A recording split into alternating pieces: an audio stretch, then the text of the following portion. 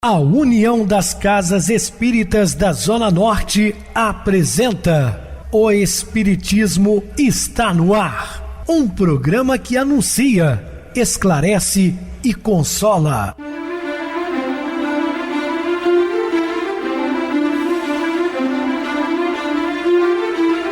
Não se turve vosso coração.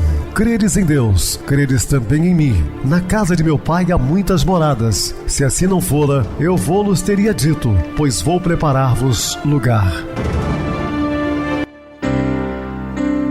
O Espiritismo está no ar. Sintonize esta frequência. Pare, pense na vida, faça perguntas.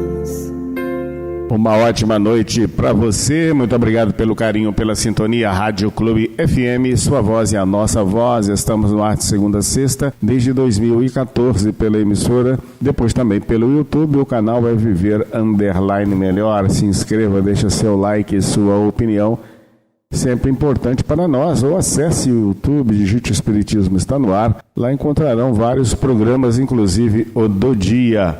Lembrando a todos sobre o nosso Festival de Caldos, que acontecerá dia 19, com canjiquinha, costelinha, vaca atolada, feijão amigo, de 18 às 20 horas.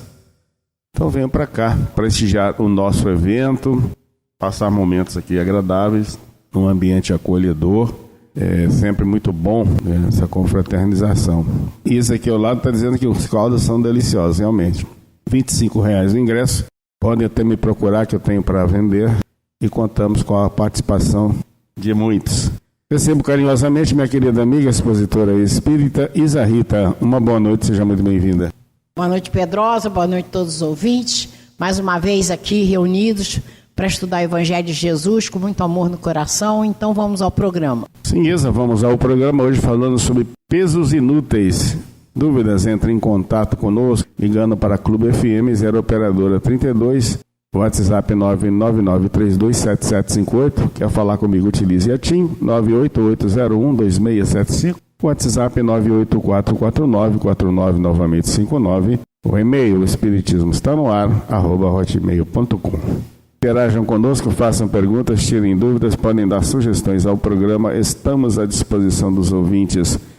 Vamos agora para aquele momento muito especial que é o nosso momento de oração. Sintonize esta frequência. O Espiritismo está no ar. Momento de oração. Estamos ligados a Deus por meio de tudo que somos, corpo, mente e espírito. O ponto mais sensível dessa ligação é a consciência. Nela estão as nossas genes divinos, os fios que nos identificam com Deus e que nos esclarecem sobre como estamos com Ele. A lei divina, com seus caracteres eternos, reside na consciência. Como dói ver o quanto a consciência é ignorada ou silenciada. Uma grande parte das pessoas a congela ou a mantém anestesiada.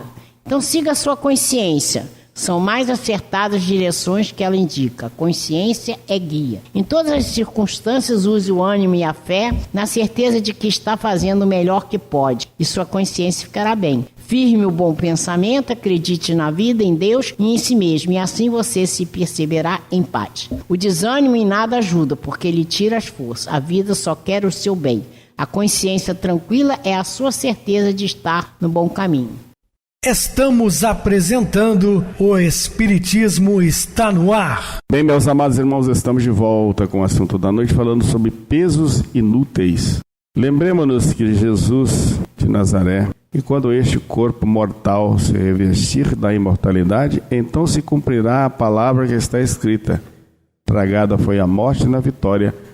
Onde está a morte, o teu aguilhão? Então, lembrando que Jesus já tinha nos falado sobre isso, que a morte, na verdade, não existe. Morte é apenas física, né, do corpo perecível. O espírito é imortal. Por isso a grandeza do Espiritismo, que vem esclarecendo para todos nós a fundo os ensinamentos deixados por Jesus. Façamos dessa forma uma transubstanciação de nossos padecimentos e pesares, selecionando todos os pesos inúteis e descartando-os, substituindo-os pelas doces brisas dos ensinos da vida eterna, e assim veremos abrandar verdadeiramente nosso coração turvado e pesaroso, porém depois aliviado e translúcido. Devemos tirar essa carga pesada, descartar esses pesos inúteis e levar a vida um pouco mais leve.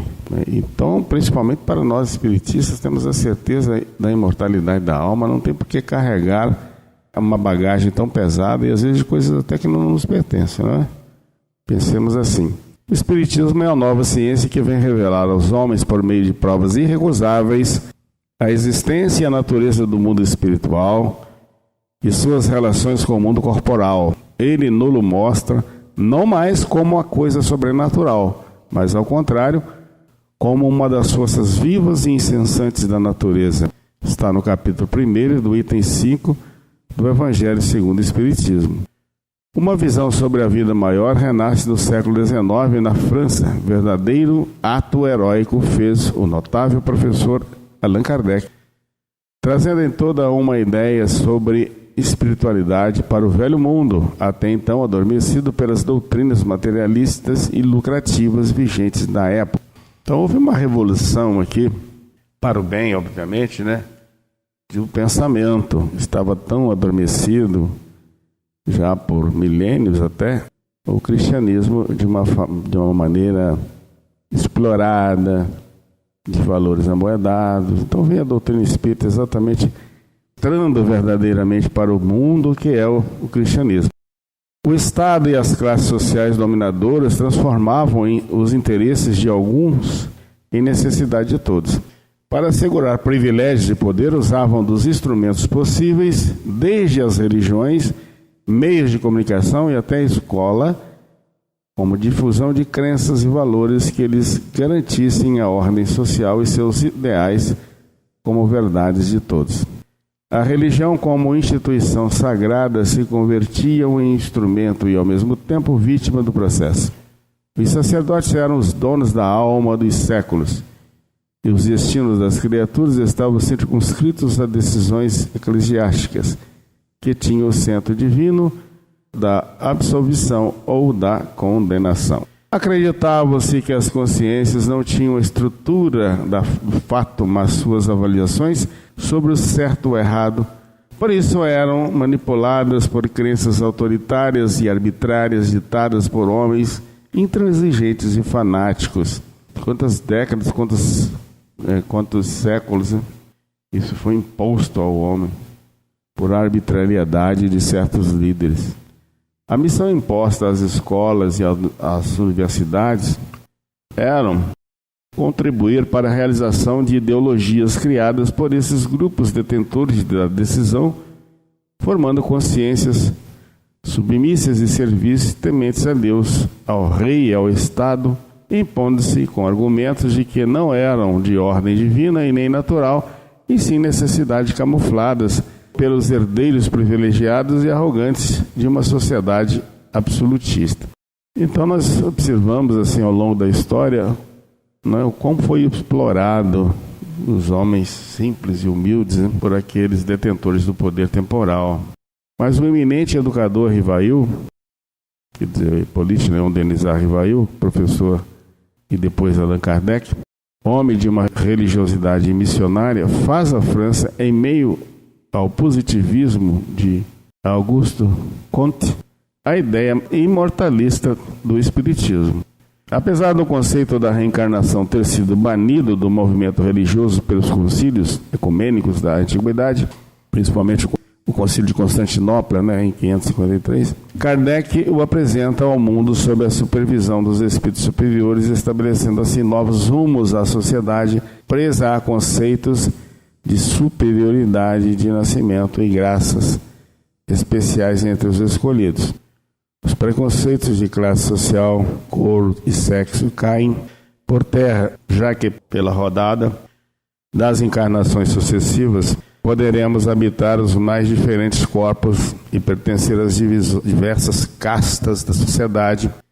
A família patriarcal e passiva já não tem razão de ser, e a servidão da mulher toma conotação de crença despótica e machista. Então, Kardec traz uma nova visão, principalmente com relação às mulheres que estão sofridas, oprimidas, perseguidas por vários séculos. dando direito, né? Tratando-as igualmente. Faz-se então uma verdadeira revolução nos costumes medievais que ainda vigoravam na época, encontrando por parte de alguns consideração pela lógica e discernimento da vida como em todo, e por parte de outros tantos posição sistemática pelo grau de imaturidade psicológica, por mexer em valores íntimos de convencionalismo e superstição arraigados em suas consciências através dos tempos. A doutrina espírita fez novamente renascer nas almas a compreensão da verdadeira natureza do homem e perceber que a sua destinação é fruto de suas escolhas. Ou seja, o homem, ele é fruto das suas escolhas. A gente sempre gosta de dizer aqui no programa que nós somos herdeiros de nós mesmos, artífices do nosso próprio destino. A mortalidade das almas e vidas sucessivas são algumas das bases sólidas que abalaram os alicerces de toda uma coletividade estruturada numa visão distorcida da realidade universal. A nova ideologia estabelece por crença indispensável a fraternidade como concepção de vida real a ser incorporada pelos indivíduos e grupos à medida que suas necessidades espirituais foram tomando aspectos de ascensão e conhecimento. Então a gente sabe muito bem que somos imortais e que nós podemos vir vidas sucessivas. Então fomos criados simples e ignorantes, mas com essa oportunidade de a cada vida a gente crescer espiritualmente, né? Então a gente sabe da importância de nos modificarmos para pessoas melhores, aproveitar a reencarnação fazendo a reforma íntima. E aí a gente lembra que Jesus chamou a atenção da importância do amor. Amar a Deus sobre todas as coisas e ao próximo como a si mesmo. Como eu vou me amar? Eu vou me amar na medida em que eu vou aproveitar a minha reencarnação para que eu cresça espiritualmente. Quando eu conseguir me amar, fazendo essa pequena que seja a minha transformação, mas para ela acontecer, eu primeiro preciso saber o caminho traçado por Jesus. Eu preciso saber que a doutrina espírita mostra para nós que é o Consolador prometido por Jesus. Quando ele esteve aqui, ele disse que não poderia falar tudo, mas mandaria à frente o Consolador, que explicaria todo o seu caminho, mas seria mais bem explicado. Então a doutrina espírita mostra justamente isso, o que nós podemos fazer por nós para crescer espiritualmente. A gente tem que aprender a não ser egoísta, não ser orgulhoso, saber perdoar, ter amor e indulgência, compaixão, tolerância, paciência, não julgar as pessoas. E aí, quando eu começo a fazer procurar fazer essa transformação em mim, eu estou me amando. A hora em que eu começar a me amar, eu vou conseguir amar o próximo. E aí eu tenho certeza. Como eu vou fazer isso? Na minha transformação em relação ao próximo, eu não posso ser egoísta, não posso ser orgulhoso e tudo isso que eu já falei em relação ao próximo, tendo também consciência da importância de fazer a caridade, seja material ou moral. Fora da caridade na salvação, disse Kardec. Então, quando eu me amar, eu vou amar o próximo. Quando amar o próximo, estarei amando a Deus. Então, a doutrina é um método real de educação. A sobrevivência após a morte, a persistência e a evolução das almas ainda são quase que totalmente desconhecidas pelos povos com áreas de hegemonia. Porém, ao tempo certo, tomarão consciência, conforme afirma o apóstolo Paulo, escrevendo à igreja da Galácia, porque a seu tempo tudo ceifaremos. Então, a doutrina espírita, ela tende a ser, vamos dizer assim, a religião, vamos dizer assim, no futuro, porque ela explica que não existe a morte, mostra que é a pré-existência, que, ou seja, nós estamos vindo a oportunidade de cada reencarnação para a gente evoluir, né? Então, a gente, como sempre digo, é importante estarmos fazendo aqui esse estudo para a gente poder se situar. O que eu preciso fazer para eu crescer espiritualmente? É o caminho traçado por Jesus. O seu caminho, verdade e a vida. Quem quiser ao Pai será através de mim. E quando a gente pega o capítulo 18 do Evangelho, o item 5, e diz assim: porque essa porta tão estreita que é dada ao menor número transpor, se a sorte da alma está fixada para sempre depois da morte? É assim que, com a unicidade da existência, se está incessantemente em contradição consigo mesmo e com a justiça de Deus, com a anterioridade da alma e a pluralidade do mundo, os horizontes se ampliam. Se a gente viver só uma vida só, então qual o sentido? Quer dizer, aí eu nasço, vou viver uma vida e não vou ter uma continuidade, um caminho à frente para eu poder progredir? Então a doutrina vai mostrar que sim, nós temos pluralidade dos mundos, há muitas moradas na casa do Pai e muitas oportunidades de vivenciar novas vidas, novas experiências a cada reencarnação. Também os caminhos inadequados que tomamos ao longo da vida são parte essencial da nossa educação. A cada tropeço é preciso levantar novamente e retornar à marcha. Somos muito imperfeitos, mas tornar perfeito não totalmente, porque só Deus, mas relativamente. Então, a cada reencarnação a gente vai modificando. Errou, não se desespere, volta para o caminho. Tenta fazer, eu tenho que perdoar, mas não sei perdoar ainda, hoje, amanhã. Nesse esforço, um dia eu vou conseguir perdoar. Ainda que se levanta. Então, tudo que sabemos hoje, aprendemos com os acertos e erros do passado. Cada vez que desistimos de alguma coisa por medo de errar, estamos nos privando da possibilidade de evoluir e viver. É isso aí, nós temos que ter as vivências para a gente, com o ensinamento de Jesus, ultrapassar esses obstáculos, vencer. Ultrapassar os obstáculos com sabedoria é através do conhecimento do caminho traçado por Jesus. Fazer o que a gente está fazendo, estudar, né? Então, a possibilidade de evoluir é vivenciando os desafios, né? A estrada por onde transitamos hoje é a nossa via de crescimento espiritual. Esta vereda nos levará a entender melhor a vida, no contato com as múltiplas situações que contribuirão com o nosso potencial de progresso. Então nós estamos aí para vivenciar os obstáculos. Não são à toa, Deus não erra, Deus não castiga, Ele dá a possibilidade do crescimento espiritual acontecer desde que a gente tenha o conhecimento de ultrapassar os obstáculos. Vem situações que eu tenho que saber perdoar. Não perdoei hoje, mas eu vou me esforçar até um dia eu conseguir perdoar. Ninguém vai soprar para nós o que nós programamos, que a grande maioria de nós programa a reencarnação. Ninguém vai falar, agora você tem que dar mais atenção a perdoar. Não acontece isso, mas você tem um conhecimento de saber pelas situações que te acontecem o que está sendo pedido para você fazer. Perdoar, não ser egoísta, não ser orgulhoso. Então, estudar é importante. Porém, poderemos argumentar de nós para conosco mesmo. Será mesmo este meu melhor caminho? Porventura é correta a senda por onde transito? A gente tem que se questionar sim.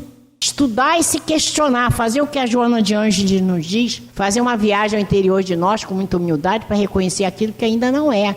Mas quando a gente detecta uma coisa que não é o primeiro passo para começar a modificar. E aí a gente lembra de Santo Agostinho, faça uma retrospecção no dia, à noite, o que você fez de bom repete, o que você fez de errado vai reformular. E a gente vai crescendo pouco a pouco, né? Então é justa observação e tem propósito nas nossas dúvidas. No entanto, raciocinemos juntos. Se Deus, perfeição suprema, nos criou com a probabilidade do engano, modelando-nos de tal forma para que pudéssemos encontrar um dia a perfeição ativa, contava o Criador com o nosso encontro e desencontro da jornada existencial. Deus sabe ainda quanto somos erramos, aliás.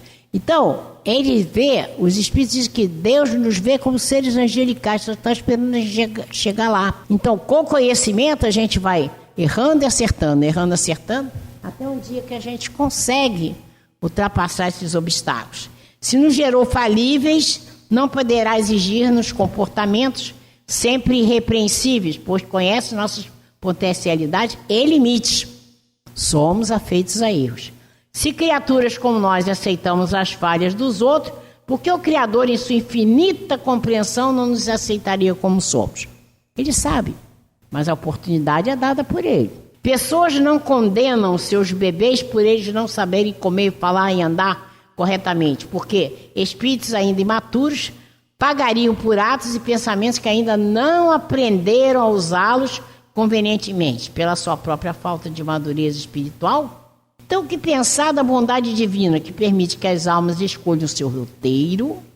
Por isso, as nossas escolhas, muitas vezes, nós estamos para entre provas e expiações, muitas vezes nós estamos sobre a prova. Vai agir de acordo com o seu livre-arbítrio e depois cobrar-se aquilo e elas ainda não adquiriram. Como que Deus vai fazer isso? Se a gente der feito a erro, ninguém vai interferir no nosso livre-arbítrio. É nós que vamos caminhar com as nossas próprias pernas e pensamentos. Como que Deus vai exigir de nós um comportamento? É como eu estava falando anteriormente. É como se você exigisse de bebê de fazer uma coisa que ele ainda não aprendeu. Então, é tudo passo a passo, mas que esse passo aconteça, mesmo que seja curtinho. Vamos procurar fazer a nossa reforma íntima. A divindade é puro amor e sabe muito bem de nossos mananciais espirituais, mentais, psicológicos e físicos, ou seja, da nossa idade evolutiva, pois habita em nosso interior e sempre suaviza nossos caminhos. Por isso a importância de vigiar e orar, e como disse Jesus, vigiar em nossos pensamentos, palavras e ações, para a gente estar de acordo com os ensinamentos de Jesus. E se a gente errar, não vamos desesperar, vamos voltar ao caminho, porque Deus está esperando que a gente chegue lá. E aí, quando nós falharmos, quando nós tivermos ainda incertezas, oremos, porque Deus manda os seus benfeitores para nos ajudar. Então, na justa sucessão de espaço e tempo, condizentes com o nosso grau de visão espiritual, receberemos, por meio do fluxo divino, a onipresença, a onisciência e a onipotência do Criador, em forma de senso de rumo certo. É aonde que, na oração, ele vai mandar seus amigos, os nossos benfeitores espirituais, nos ajudarem, para trilharmos as rotas necessárias, a fim de ampliarmos nossos sentimentos e conhecimentos. Diz a máxima, não se colhem figos dos espinheiros. Ora, como impor metas sem levar em conta a capacidade de escolha e de discernimento dos indivíduos? Deus não cobra dessa maneira.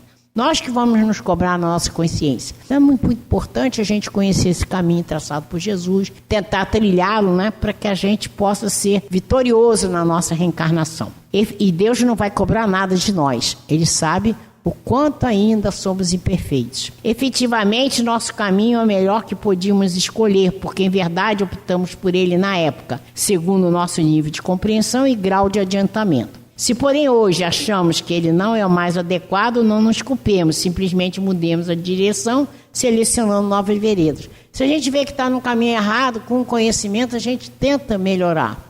E Deus está esperando, Ele está esperando a gente chegar lá. A trilha que denominamos errada é aquela que nos possibilitou a aprendizagem e o sentido de nosso melhor, pois sem o erro, possivelmente, não aprenderíamos seguramente a lição. É errando que a gente vai aprendendo, caindo e levantando. Nós mesmos é que nos provamos. A cada passo experienciamos situações e pessoas, retirando vantagem e ampliando o nosso modo de ver e sentir, a fim de crescermos naturalmente, desenvolvendo nossa consciência.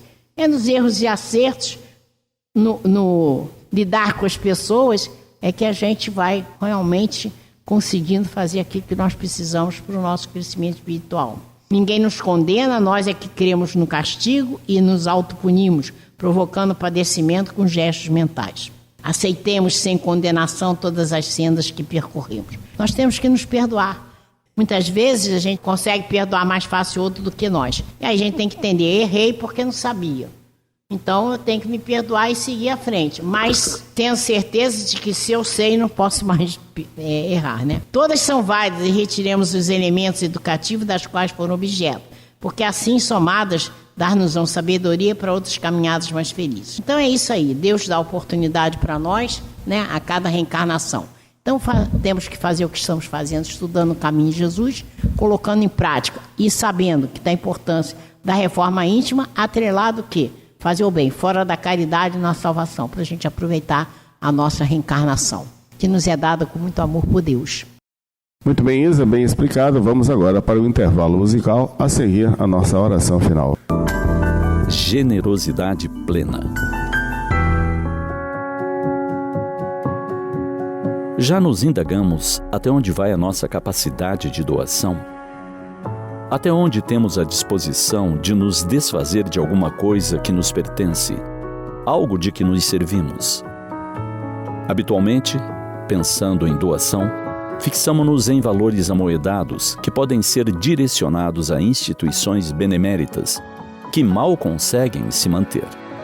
Doamos roupas, livros, móveis, eletrônicos, alimentos. E inscrevemo-nos para doações mensais, transformando em rotina o gesto, nem nos exigindo mais pensar a respeito. De modo geral, deixamos nossas vontades expressas em testamento, dizendo a quem legaremos nossa casa, apartamento, terreno, o carro. Há quem estabeleça cotas entre os herdeiros naturais e obras de assistência social, médica ou de pesquisas. Encontramos pessoas que, mesmo antes de sentirem a proximidade da morte, em pleno vigor de sua maturidade, optam por realizar doações de imóveis excedentes. Ou seja, a casa na praia pouco utilizada, o sítio pouco frequentado, e a entrega desses bens se dá por doação direta, pessoal, a quem seja agraciado. Instituições têm sido contempladas, vez ou outra, com doações desse gênero. Existem outras doações que podemos realizar em vida, e mais de uma vez. Por exemplo, a periódica doação de sangue, que pode salvar muitas vidas. Providencialmente, a divindade estabeleceu que temos essa capacidade. Muitos de nós temos explicitada a vontade de doação de alguns dos nossos órgãos, quando ocorrer a nossa morte física, proporcionando uma nova chance de vida para outras pessoas. Recentemente, no entanto, soubemos de uma doação inusitada de duas senhoras amplamente comprometidas com o bem. Uma delas afirmou que nada na terra tem valor permanente, que o que importa é depositar fundos no cofre da alma, pois tudo que ali é guardado tem valor imperecível. Elas tomaram conhecimento, em seu estado, da escassez de cadáveres para os estudantes da área de saúde. Embora os avanços da atualidade, ainda não existem modelos sintéticos que consigam substituir um corpo real para pesquisas e estudos. De acordo com especialista em anatomia humana, não é possível reproduzir o cadáver em termos de textura, profundidade, localização e relação das estruturas. Os corpos são, portanto, essenciais para as técnicas de cirurgia, desde que o cirurgião precisa conhecer a anatomia mais comum, considerada padrão, e suas variações.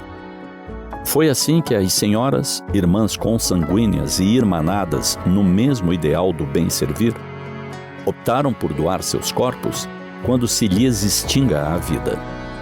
Sem preguiça alguma, buscaram os instrumentos legais para testificar a doação.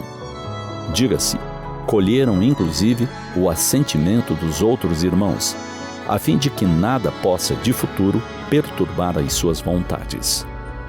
Pois é, alguns de nós pensamos em fazer o bem, em nos doarmos enquanto estamos peregrinando pelo planeta. Pessoas altruístas pensam adiante, indagam a si mesmas: que mais posso fazer? E encontram sempre maneiras de servir muito além do pensado e do imaginado. Seguidores do Cristo são assim.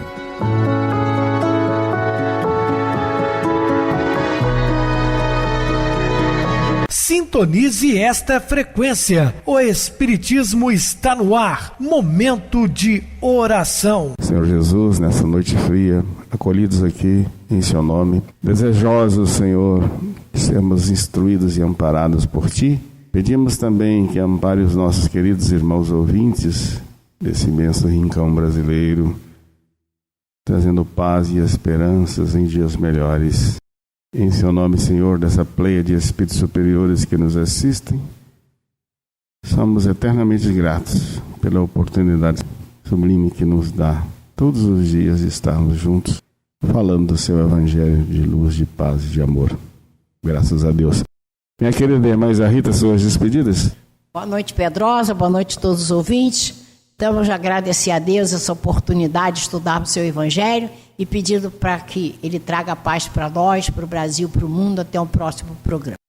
Boa noite para você, Isa. Muito obrigado pelo apoio aqui no programa. Boa noite também a todos os amados irmãos ouvintes do YouTube, internautas do Brasil e do exterior, nossos irmãos da Zona Norte de Juiz de Fora que nos acompanham com a rádio local 87,9 Rádio Clube FM. Continuem ligados, ouvindo a nossa próxima atração, o programa Batidão com o DJ Chico, a seguir na voz de Ailton Moreno, Encontro Central. Boa noite a todos e até amanhã, se Deus quiser.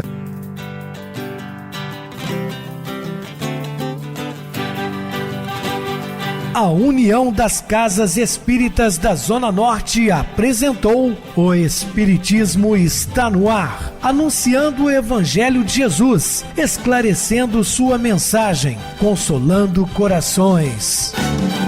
Olhe pro céu e descubra imagens de luz.